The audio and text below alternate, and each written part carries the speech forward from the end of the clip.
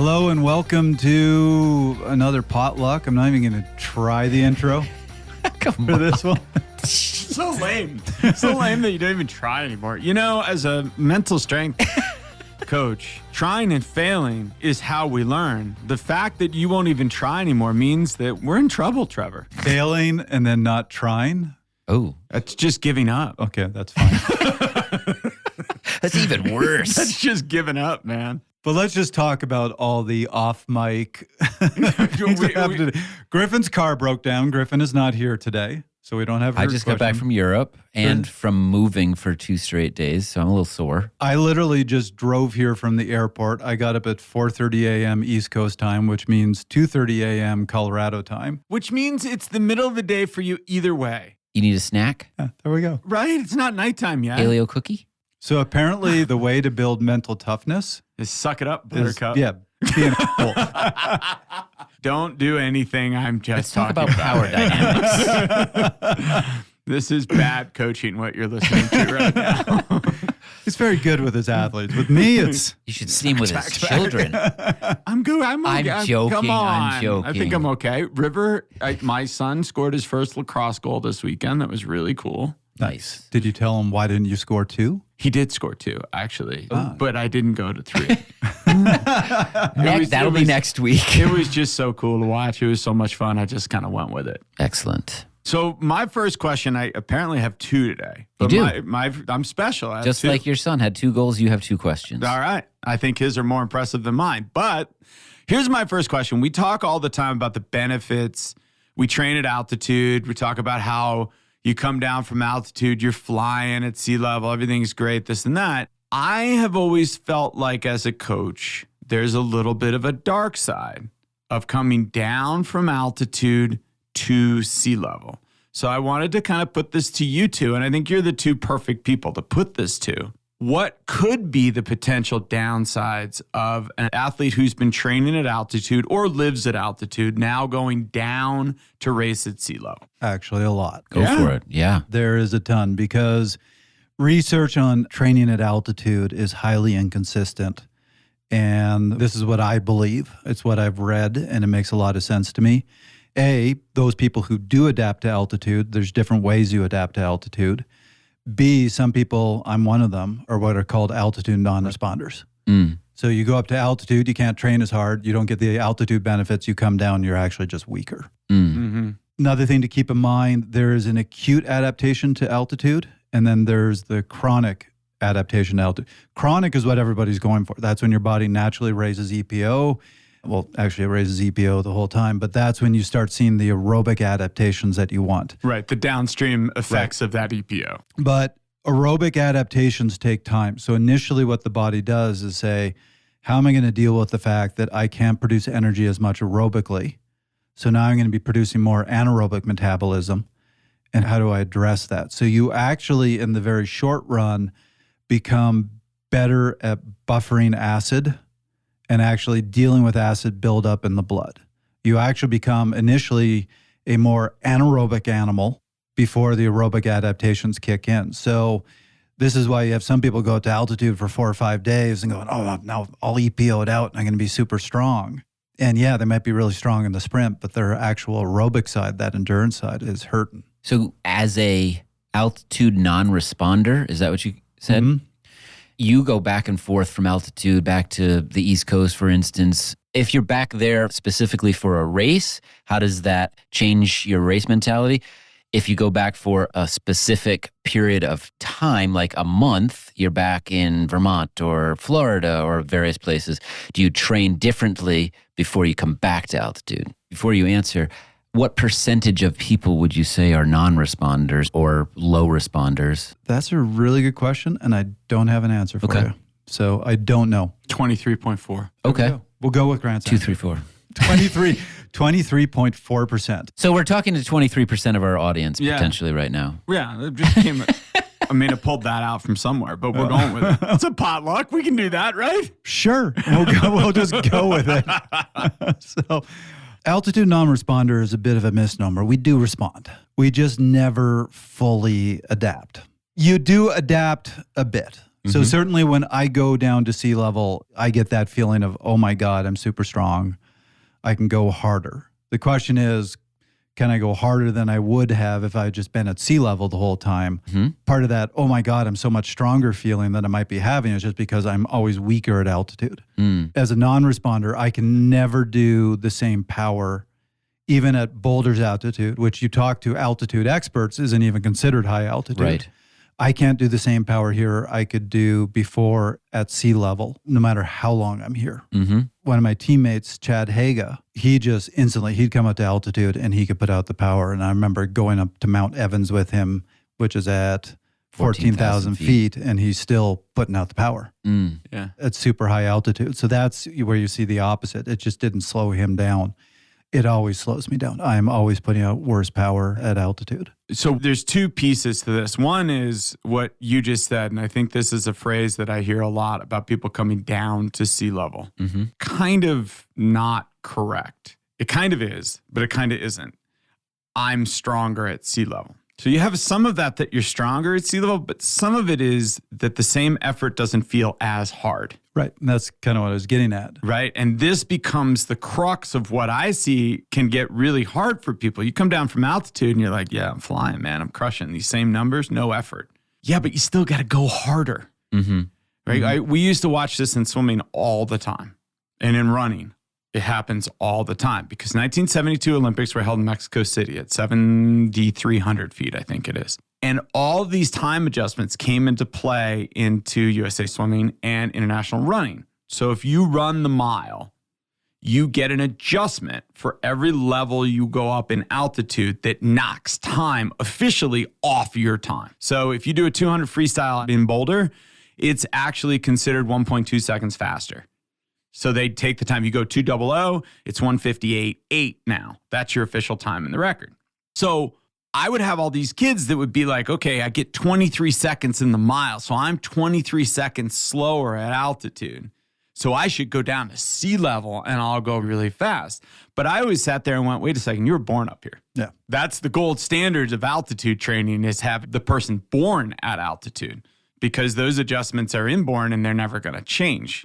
There's some physiological pieces. There are epigenetic changes that people have if they are born and grow up at altitude, that people who grow up at sea level and come to altitude, they never develop those epigenetic changes. So somebody who is an altitude native will always be better adapted than somebody who is a transplant. Trying to come up. So we'd have these kids want to go down and race at sea level. And I was always sitting there in my head going, well, when you race up here, you get 23 seconds for free. So we should do all of our race best effort miles up here because it just knocks time off. Now you go down, you have to swim a different pace that you don't train. You have to swim at a different higher level effort that you don't train at. And we've talked about a lot on this show that it's hard to do VO2 max efforts at altitude too. So that's my piece of it. I'm really interested to hear more from you guys, but like my piece jumps out and goes, well, we all feel really good when we go down to sea level. But sometimes it's really hard to convince yourself to go that much harder at sea level because that's what you need to do to quote unquote get the benefit. Well, I'm going to throw another side of that too. If anybody who goes and trains at altitude and then comes down to sea level to race, be really careful because you can go so much harder at sea level, but your legs aren't used to it. And I've seen this a bunch of times where guys come down, it's the day before the race, and they go, look at the 5-minute power I can put out. And they put out their best 5-minute power of the year. And the next day they wake up for the race and their legs are destroyed because their legs are going, I haven't gone that hard in a long time. Right. And I would say that that's my more typical experience is getting ready for something like Cyclocross Nationals in the winter. I'd be living at Colorado. I'd go back to visit my parents for the holidays. This is when Nationals was after the Christmas break. I'd go there and I'd do like hill repeats on my favorite hill or something, and I would smash it over and over again. But like you said, you only got so much of that in you, and you actually end up shredding yourself a little bit. And then the negative is it looks good on paper, but it doesn't set you up well for the event that might take place a week later or something like that. What's really funny is I used to go down for these swim meets, right? And the kids would go down and I'd be there without a bike. So I'd go running. and I'd go running every day, and I run a little bit, but I'd do these 5-6 mile runs over and over and over again fast because you felt great. And I'd get home and my legs were so torn that I couldn't train on the bike for like a week. And even if they weren't sore, they were just dead because I went super hard day in and day out. So if you are coming down from altitude and you're going to a race the day before the race, my biggest recommendation to you is do the most mediocre pre-race workout you've ever done, because otherwise you're going to take all that great strength you can use in the race and waste it the day before. Yeah. You know, the last thing I'll say is this is why it gets really confusing, and in the literature you see different results, is we know that you can't train as hard at altitude, particularly when you're doing interval work. You just can't do interval work as hard. So you get a bit of a loss of form from that not being able to train as hard. But you get benefits from promoting your EPO and all the benefits you get from EPO. Like if you go down to Colorado Springs, they take the kids down there, put them in a hyperbaric chamber, basically that simulates sea level, have them do their intervals in that, and then do the rest of their training at altitude so they get the best of both worlds. But it's always a question of how much are you losing in the work you're doing versus how much are you gaining from that EPO? And everybody's going to be different. I'm one of those people, power goes down a lot in the intervals. I can't go nearly as hard as in the intervals. I don't get much of a gain from the EPO. So for me, if I was living down at sea level to go and spend a week at altitude, I'm just going to ruin myself. Right. Other people like Chad, he could still go just as hard. He got the EPO effects. Come out to altitude for him would be a real benefit. You need to know which one you are. It's not as black and white and as cut and dry, I think, as we've made it out to be, especially in the media now where it's like, whoa, he went up to altitude, he's going to be ready. The one thing I'll say a lot is I will watch athletes come down from their altitude camps, pro cyclists come down, and they're not amazing first weekend. They kind of need a race or two under their belts to get flying because it's a different feel, right? You don't feel the same way, and you got to figure out how to go hard again. So just something to kind of pay attention to. I think that's a neat thing.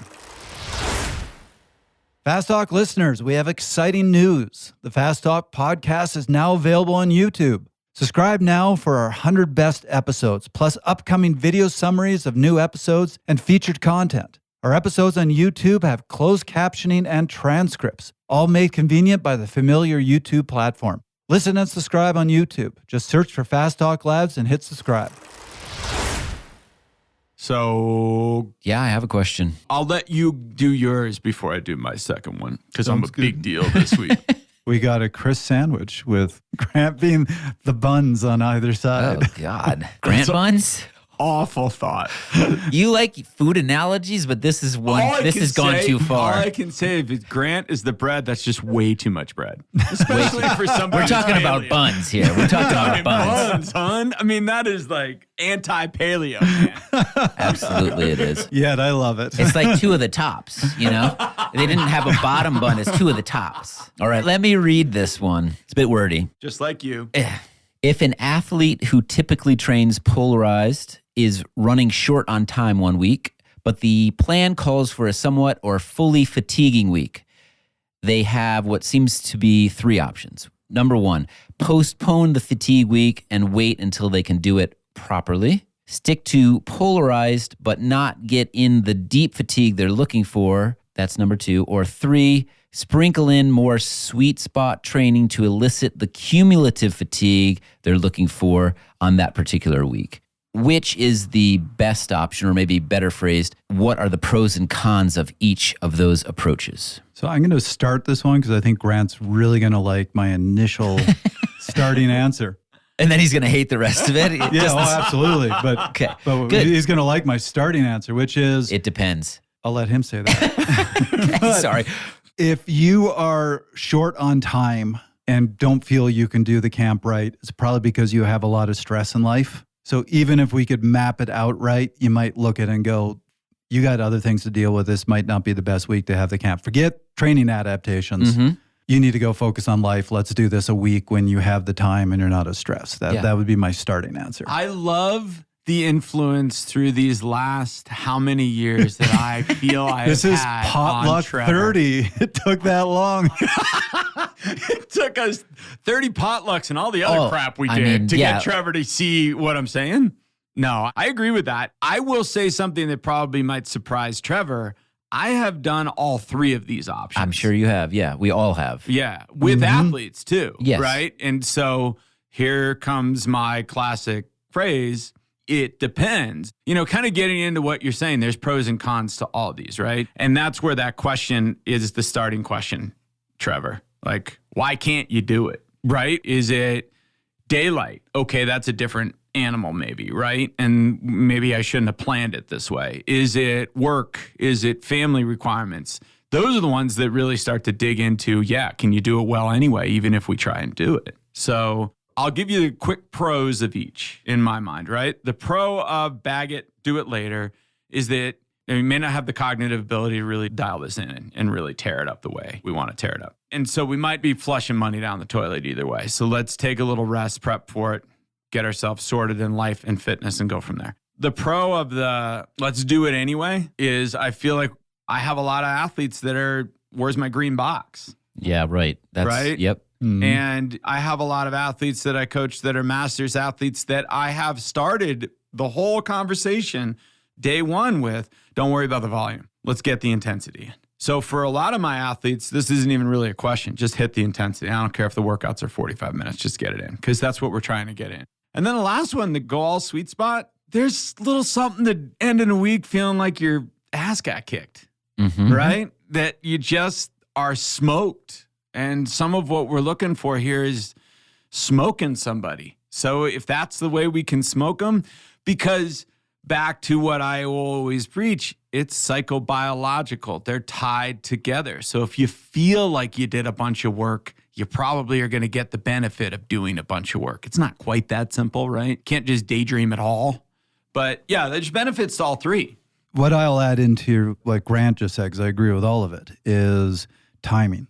So for example, you might plan a fatigue week a certain number of weeks out from a target event.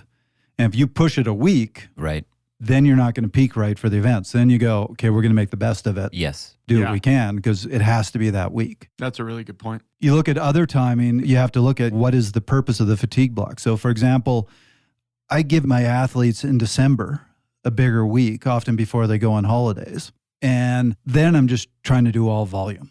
And a big part of that is just getting them used to being back on the bike. So when we do the base training, they're comfortable again on the bike and not complaining about their neck hurting after an hour and stuff like that. So saying we're only going to do 7 hours and it's going to be all high intensity, not really a point in doing that in December. So timing is a bit of a factor. If that was the case, I would just go, you know what, go enjoy your holidays. We'll do a nice camp with some big volume in January when you got some time. I think there are cons to all three. Sure. Too, right? If you're a highly polarized athlete and we throw a whole bunch of sweet spot in there, we're kind of mixing our modalities. And is there a whole lot of benefit to greatly mixing your modalities? Like we said, you're pouring good money after bad if you're just going to try to do this when you don't have any business in the rest of your life doing it. I really think the biggest piece of this is if you're a self-coached athlete, take the step back and try to look at this objectively and go, okay, where is, as Trevor said, what's the timing? What's the big picture calendar? Why am I doing this in the first place? And then go downstream from there for some answers.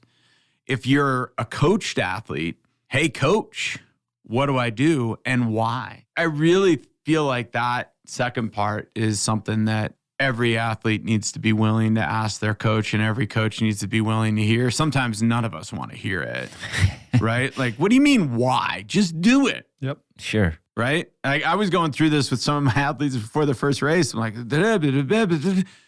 just go race, man. It's not rocket science. Go hard. Well, what if? I can't help you with the what ifs. Do the first part. Go hard first, and then we'll figure out the what ifs. But there is a lot of value in saying why. What are we trying to get done here? What's the point? Because then you're going to be able to make a better decision and give better information back to that coach. Like, oh, we're trying to do this and really go deep. I don't have the time to go deep, coach. Yep. Right? Yeah, it's a conversation. Yeah, it has to be. And I think that's really important with this. And I think you got to listen to yourself, or if you're a coach, you got to listen to the athlete and look for the signs. Fatigue weeks are fatiguing. So if the athlete's saying, yeah, I'm kind of tired, I woke up, felt a little beat up, Of course, that's what a fatigue week's supposed to be. But, when I give them to athletes, they're generally like, yeah, I'm tired, but this is kind of fun. And I'm looking forward, what's the next day? I'll give you an opposite example. So I have an athlete who's preparing for an event in early November. So we tried to take advantage of the Labor Day weekend to give him a big fatigue block. So we started on the Wednesday and we're going to build across the 5 days. And on the Saturday, I gave him a 4.5-hour ride. He did 3 hours 15. And in his notes, he said, yeah, I was just done at 3:15. I just didn't want to be on the bike anymore. And I read that, called him up and said, I think our camp is done. Yeah. Yep. Because that's different. Especially for that athlete, that was different. Yeah. Right? And that's not something they typically say. so we're now 2 weeks away from the Labor Day weekend. And we just took 2 recovery weeks. Because I basically said, your event's in November. We could completely detrain you and have you back in form for that event by November. Right. But if you're going over the edge and we keep pushing it, you won't even go to the event. Yeah, we can't get back from that. Right. Totally off the point, but that's a really important side note always. And I think that's highly missed. Overtraining, you don't come back from. Undertraining, we usually have time to do something about it. Mm-hmm. And if we don't have time to do something about it, just call it taper and roll right into it, baby. Yep. Every athlete wants to peak at the right time. Athletica helps make that happen with real-time adaptation and science-based planning. Your training evolves as you do, so when race day comes, you're ready. Go visit athletica.ai and use the code FASTTALK for 15% off a 6-month subscription. We'll see you there. Second question, Grant. Anyhow, this one's really simple, and I'm really curious. Okay. Auto pause or no auto pause? Defend your answer. I hope we disagree because we have been agreeing too much in the last 2 questions. Fair. No, I do not auto pause because Strava takes care of it for me. Why? Moving The- time the is all. Strava tax? Yeah, it's calculated after the fact. I don't need to. Plus, I do a lot of rides where if auto pause was on, I'm moving so slowly that it won't capture that. It'll pause. Well, what do you do in your training peaks, though? I don't. You don't worry about training peaks? No. You do everything off Strava? Yeah. You're a pure ego athlete. Huh? Or cheap. I don't know.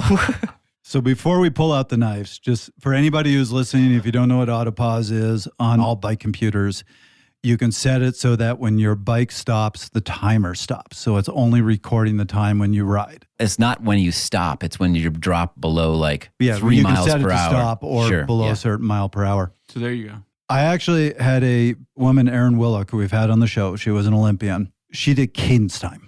Her timer would only Oh, dude. count if she was pedaling. You told this story recently, I Yep. believe. Yeah, you have. And she had a good reason why she did that. Yes, because she wanted to make sure when she was on the bike, she was working.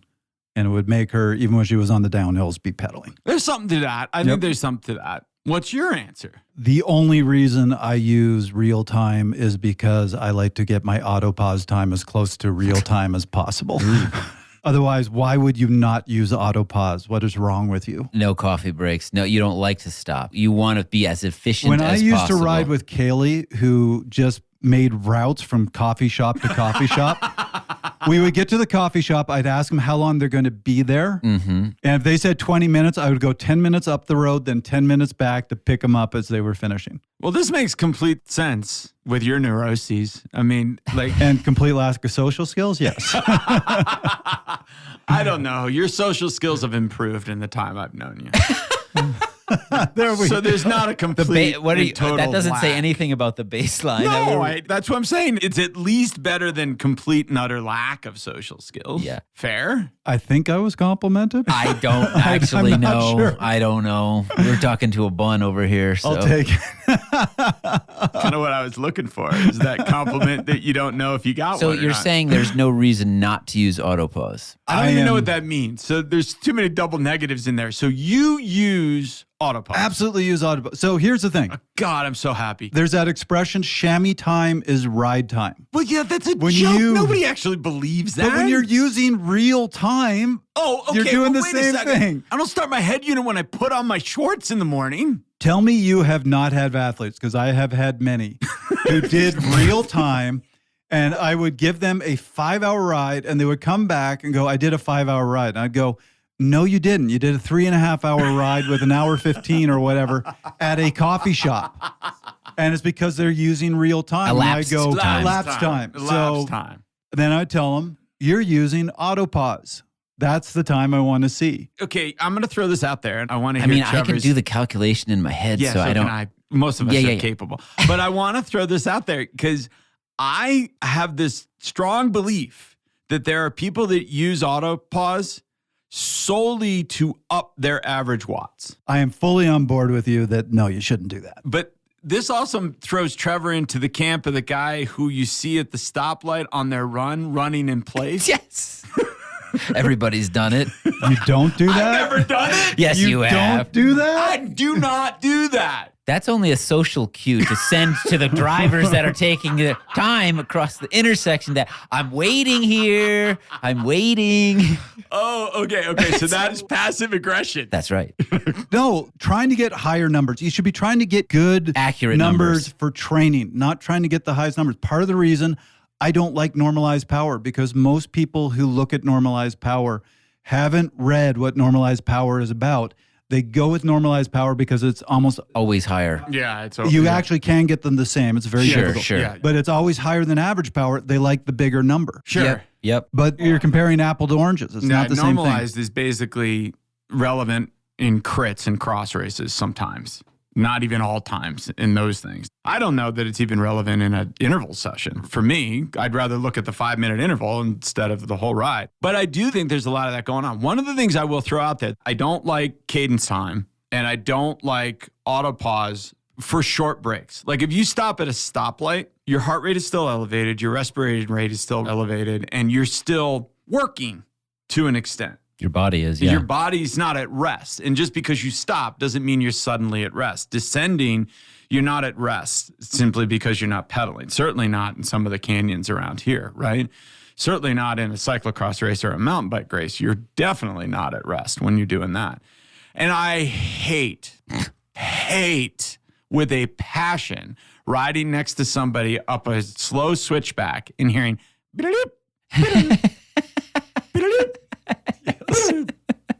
at least turn the volume off on your head unit. Yep. He hates that with a passion. Of all the things. Of all the that things. drives me crazy. I hate newspapers and I hate that. You hate newspapers? Like the sound of No, newspapers? that smell. I delivered I newspapers did as a too. kid. I did too. In Connecticut? No, in New York, but it's changed me. I'm a worse person for it.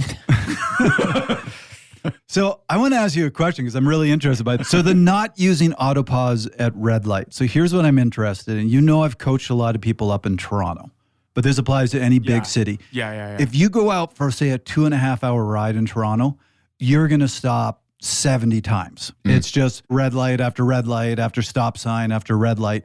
You are constantly stopping, starting. So frustrating. Do you get better data having it just keep running through all those red lights, or do you get better data having it autopause? I don't know. That's one of those situations where they probably both suck, right? Neither of them are really good. Look, I love Toronto, but it is hard. You can't. It is is not grown the so only big. place. You can't get out of the city. You're right.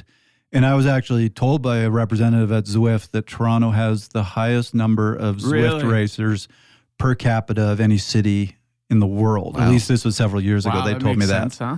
Well, you think about it. Crappy weather. Yeah. Even in good weather, you have that. I knew a lot of guys in Toronto who were on Zwift in the summer because if you're doing 2 hours, you're not going to get a workout outside. Yeah, wow. Well, it's funny, even the people that live in New York City, how much time they spend in the park. How many loops those people do in Central Park. Yeah. But then you look at New York City's actually a good bit easier to get out of town and do some decent riding because you can get up on the Parkway and go north. Toronto, you can't get out of it. And there's even small cities that you can't get out of very well. Yep. And I even feel for people that live in the middle of Boulder because it's same deal. It's 10, 15 minutes to get to where you're not dealing with lights or stop signs over and over again. So, okay, that's valid. So what you're saying is it depends. It does depend. Fair enough. My personal experience from where I live, like I'll deal with 3-4 stop signs, an occasional light in the middle of a ride. And I'm like, I've been riding base for 20 minutes. I have a 2-minute stop. I'm going to be riding base for another 20 minutes.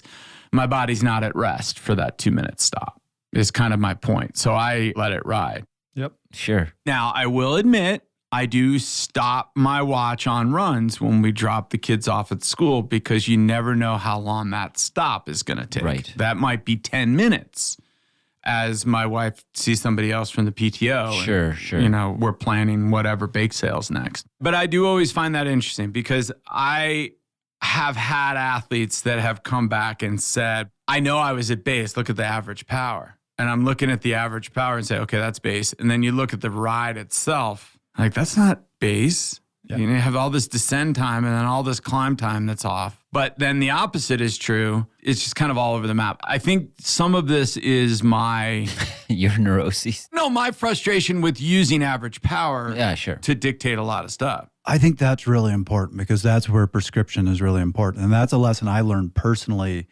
living in Boulder because we were so spoiled with the hills. I started going out and doing all my base training on hills and I lost fitness. Yeah. Because you only rode 50% of the time? Right, because you're basically just doing repeats. You're not actually doing base training. And so when I go out and do base training rides, even though you look these great mountains, go, I would love to go up whatever. Yeah. I go north. I'll Yeah. go up towards Fort Collins, which for anybody who doesn't know the area, that's pretty flat. Mm-hmm. But there's just something to that. You're always pedaling. Yep. Well, that's one of the beauties of towns like Boulder that are the foothills towns. You have the flats and you have the hills, right? I mean, I've said this before. I've even gotten to the point where I'm prescribing base rides as flat or hilly because I'm looking for a different stimulus there. That, you know, as you're saying, pure flat base ride, keep the chain tight, do not come off the pedals. A hilly base ride? Honestly, man, I'm looking for a little bit of a tempo ride. Yeah. Or I know it's coming, Mm-hmm, at least in some capacity. It's interesting, though, because that base ride, average power isn't great. I'll just throw out some random numbers there. You might be going up climbs going, look, I'm doing 240, 250 up the climbs. But then you have a 20-minute descent where you're doing nothing. Zero. You go out and just do a flat ride where you're doing 200, so significantly less, but you're holding 200 for 3-4 hours. Yes. You come back from that smoked. Yeah. And I've said this before about that Tadej Pogačar podcast where he was talking about his base numbers. The number everybody latched onto, which was that insanely high number that everybody's like, my God, that's huge. He said himself, that's what I'm doing on base rides on the climbs. Yes. And then if you let it run a little bit and get out of the soundbite, he goes, well, when I'm doing a flat base ride, I'm holding 290 or 280 or whatever it was, which is still insane, but it's the number you can at least wrap your head around. And I think it's really important that there's that distinction for him too. So like I've said, I don't actually hate either autopause or non-autopause, but it's one of those things that I don't use it. And I will freely admit part of why I don't use it is I am always limited in total ride time. And it's nice to get back from a ride and see 3 hours, even though that ride was probably 2 hours and 50 minutes. I'm not talking about an hour gap here. I'm not talking about that, Right. but I'm so time pressed that I want to believe that my time sitting at a stoplight actually is somewhat relevant. Yep. Right. And I know that's really personal. If I was in a place where I'm like, I'm not worried about time, like a lot of my pro athletes are, they're using autopause for exactly what you're talking about. They're going to stop and get a coffee 4 hours in, and they don't want to remember to turn it off and turn it back on, which I never remember to do. Like I'll hit stop and it's just stopped. So I love this conversation. I think I got 2 take-homes from it. So going with what you're saying, you know, I think the important thing to remember here is if you have a coach prescribing a workout to you or even just AI generating or whatever, if it says a 4-hour ride, just remember that they're not prescribing 3 hours with a 1-hour coffee shop. 4 hours is you're trying your best to basically be riding for about 4 hours. And if you want to use autopause like me to get that, my nephew was the most extreme. I remember one time going out for a 4-hour ride with him. We got home at 3:58 and he did circles in the driveway to get the 4 hours because Yeah. it was obsessive. Don't have to do that, but you're trying to get about that 4 hours. Yes. I think he landed on another really good point, which is also know the purpose of the ride and find that road where you can go and do that steady flat and you're not stopping at red lights every 2 minutes. And certainly, you know, guys in Toronto, I remember a lot of them go north of the city on the weekends and there's great riding up there. Right. And I'm sure every city has this. Find that road, that place you can go to and get that ride where the chain is just always under tension. Mm-hmm. Nailed it. Short, sweet, to the point today, kids. That was a good one. I like it. Pretty good sandwich. It's too much bun, buddy. Too much bun. He said it, not me. I freely admit it. There's way too much bun. That just means there's not enough meat. No, I think there can just easily be too much bread in the sandwich. This might be another potluck question, and we're not talking necessarily about my girth and size right now, but too much bread on a sandwich ruins the sandwich, in my opinion. All I know is for the first time in 10 years, I want to drive down to McDonald's and grab a lunch. That was another episode of Fast Talk. The thoughts and opinions expressed on Fast Talk are those of the individual. Subscribe to Fast Talk wherever you prefer to find your favorite podcasts. And don't forget, we're now on YouTube. As always, be sure to leave us a rating and a review. To learn more about this episode, from show notes to references, visit us at fasttalklabs.com. And to join the conversation on our forum, go to forums.fasttalklabs.com. For Grant Holicky and Trevor Connor, I'm Chris Case. Thanks for listening. That was the most serious outro we've ever had on a potluck. It was perfect. It was so good. Well done. I didn't want to interrupt. It's just Chris doing what Chris does. Chris is so talented. He's like Walter Cronkite of the podcast world.